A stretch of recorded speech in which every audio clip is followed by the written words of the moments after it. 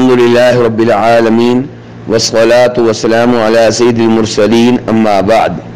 ایک بھائی سوال کرتے ہیں کہ اگر میرا کوئی رشتہ دار صاحب حیثیت نہ ہو، اس کے پاس قربانی کرنے کی طاقت نہ ہو، تو کیا میں اسے پیسے دے سکتا ہوں تاکہ وہ قربانی کا جانور خرید کر قربانی کر سکے؟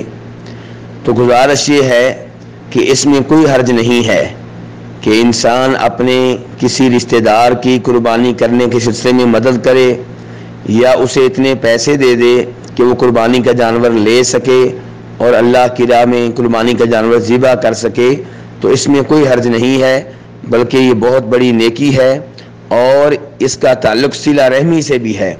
قرآن و حدیث میں بار بار صلہ رحمی کرنے کا حکم دیا گیا ہے، رشتہ داروں سے تعاون کرنے کا، ان سے تعلقات قائم کرنے کا حکم دیا گیا ہے۔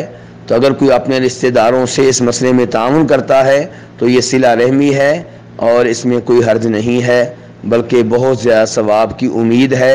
واللہ تعالی اعلم۔